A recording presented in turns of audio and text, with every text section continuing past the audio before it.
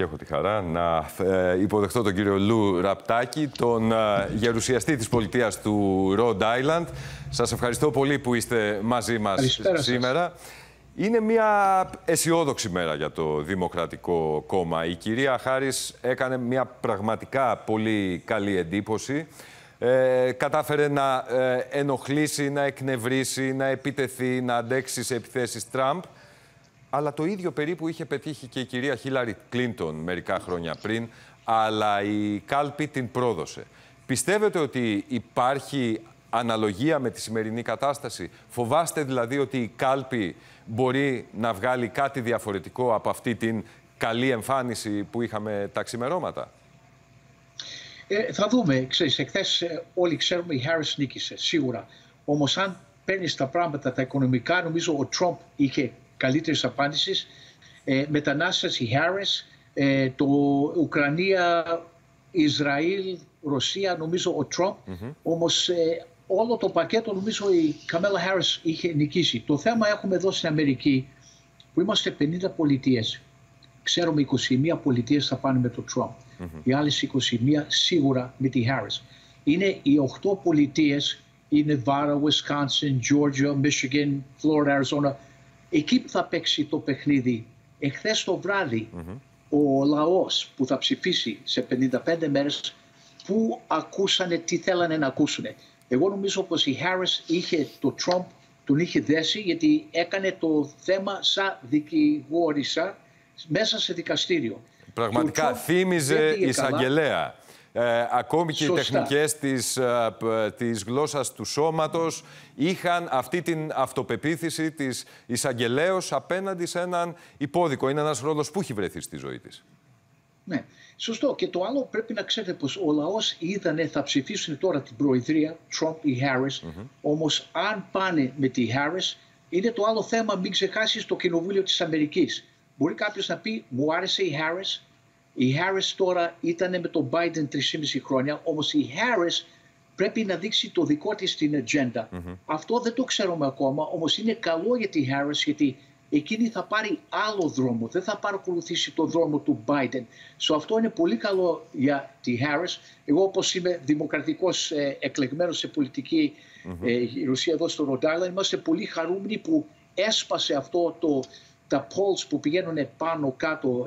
Τώρα βλέπαμε πως δεν πήγαινε καλά με τη Harris, όμως αυτό το debate ήταν πολύ καλό για το Δημοκρατικό Ήταν ακριβώς η αντίθετη εικόνα σε σχέση με το προηγούμενο debate, το οποίο ήταν καταστροφικό για τον πρόεδρο Biden. Και ήθελα να σας ρωτήσω, θεωρείτε εκ των υστέρων, in retrospect, ότι αυτό το πρώτο debate, ότι έγινε τόσο νωρίς, ήταν τελικά τύχη για τους δημοκρατικούς, γιατί σας έδωσε τη δυνατότητα να αλλάξετε υποψήφιο και να έχει χρόνο και να έχει ένα debate και να γνωρίσει, να την γνωρίσει ο κόσμος? Σωστά. Και τώρα το καλό που ακούμε πως μπορεί να είναι και δεύτερο debate. Αυτό είναι πολύ καλό. Όμως εγώ θέλω να σας πω, προσέχουμε εμείς, είμαστε 43 εκλεγμένοι στο κοινοβούλιο, το Εθνικό Κοινοβούλιο που έχουμε 5 εκλεγμένοι, άλλοι 39 στις πολιτικές βουλές. Όμως προσέχουμε τι θα γίνει για την Ελλάδα και την Κύπρο. Οι εκλογές είναι πολύ σημαντικές. Πού θα πάει η Harris για την Ελλάδα? Ξέρουμε πως έχουμε πολύ καλές σχέσεις μεταξύ Harris και Biden.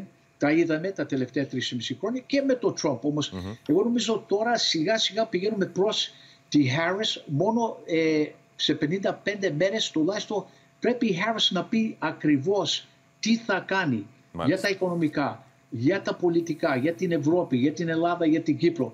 Και ξέρετε, στην Ελλάδα έχουμε 100.000 Ελληνοαμερικανοί που θα ψηφίσουν. Βέβαια, υπάρχει και εκλογικό ενδιαφέρον. Κύριε Ραπτάκη, το καμπανάκι, το alarm των fake news χτύπησε αρκετές φορές χτες στο debate και δεν χτύπησε μόνο για τον Donald Trump. Είναι τελικά οι υπερβολές, τα fake news, τα τραβηγμένα από τα μαλλιά που λέμε και εδώ στην Ελλάδα γεγονότα, μονόδρομος για την πολιτική στη μεγαλύτερη δημοκρατία του πλανήτη? Εγώ νομίζω πως, κοίτα, ο Αμερικανός λαός που θα ψηφίσει είναι πολύ έξυπνος. Έχουμε τόσα Facebook, Twitter, τόσα πολλά. Νομίζω θα τα ξεκαθαρίσουν αυτά. τα fake news, τι θα ακούνε, όχι, τι άλλο θα σας βλέπουν, ρωτάω, τι από θα την πλευρά διαβάσουν. των πολιτικών, κύριε Ραπτάκη. Είδαμε και την Κάμαλα Χάρις, μια πρώην εισαγγελέα με επαγγελματική έτσι, προσήλωση στην αλήθεια, να λέει υπερβολές, να λέει πράγματα που δεν ισχύουν. Και αυτό ρωτώ, είναι τελικά ένδειξη μιας γενικότερης εικόνας, a bigger trend, ότι οι πολιτικοί πλέον δεν χρησιμοποιούν την αλήθεια και όταν βρίσκονται σε ανάγκη μπορεί να χρησιμοποιήσουν και ψέματα? Το πράγμα είναι εξής, είναι το fact check, που κάνουμε check τα facts αυτά που λένε. Ό,τι λένε πρέπει, τουλάχιστον μπορούμε να κοιτάξουμε αμέσως ή σε κανένα laptop, σε Google, μπορούμε να βρούμε την αλήθεια. Αυτό είναι πολύ προσεκτικό για τους πολιτικούς, γιατί αυτοί που πάνε και λένε ψέματα... Κοίτα, ο Τρόμπ εχθές έλεγε πως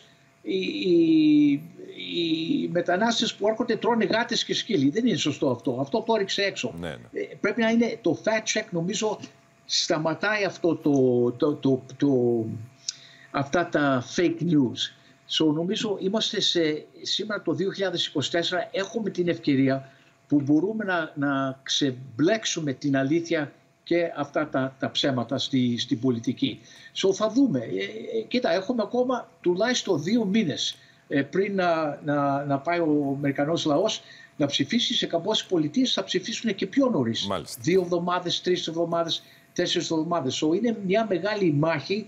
Εγώ νομίζω τώρα πως το pendulum έχει πάει προς τη Καμάλα Χάρις. Το εκρεμές έχει κινηθεί προς τους δημοκρατικούς. Βέβαια, το έχουμε δει τον τελευταίο μήνα, κύριε Ραπτάκη, με την απόπειρα δολοφονίας, με την πρώτη εμφάνιση της κυρίας Χάρις, να πηγαίνει πέρα δόθεμ αυτό το εκρεμές, αυτό το pendulum, αρκετές φορές μέχρι σήμερα. Και φαίνεται αβέβαιο, σε σχέση και με την ιστορία και αυτό που σας ρώτησα πριν, πού θα καταλήξει στο τέλος.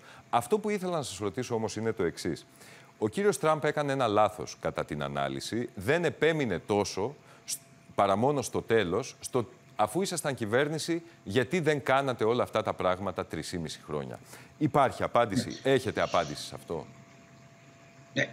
Ο Τρόμπ μίλησε 10 λεπτά παραπάνω από την Καμάλα Χάρις σε αυτή τη 1,5 ώρα και αυτό ήταν το μεγάλο λάθος που έπρεπε να το είχε πάρει σε ένα πακέτο και να είχε πει, όπως είχε πει πριν και ο κύριος Κατσαματσίδης, είσαστε πιο καλύτερα σήμερα ή πριν 4 χρόνια. Η διαφορά, τα οικονομικά, τα πετρέλαια, ο τόκος, αν ένα ζευγάρι θέλει να αγοράσει ένα σπίτι σήμερα, καινούριο ζευγάρι, πόσο είναι το κόστος.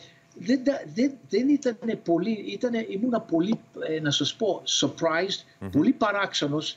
Ήταν ο Τρόμπ που ήταν, να σας πω, χάλια, πάρα πολύ χάλια, δεν ήταν ούτε ετοιμασμένος. Η Καμάλα Χάρις είχε κάνει, να πούμε, σαν ένας φοιτητής, διάβασε, μελέτησε πριν να πάρει το final exam που λέμε. Όμως για το debate. Έκανε το homework. Όμως σας είπαμε, υπάρχουν ακόμα πολλές μέρες. Εγώ σήμερα είμαι στο πολιτικό γραφείο, είτε είχαμε χθες τις δημοκρατικές εκλογές εδώ εσωτερικά στο Rhode Island.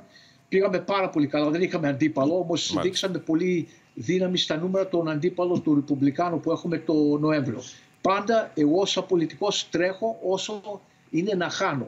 Ποτέ δεν πρέπει κάποιος να τρέξει όπως θα νικήσω, γιατί τα πολιτικά... Δεν πρέπει να υπάρχει εφησυχασμός, είναι σαφές. Σας ευχαριστώ πολύ, κύριε Ραπτάκη, για αυτή τη συζήτηση. Θα έχουμε την ευκαιρία να τα ξαναπούμε μέχρι τις εκλογές.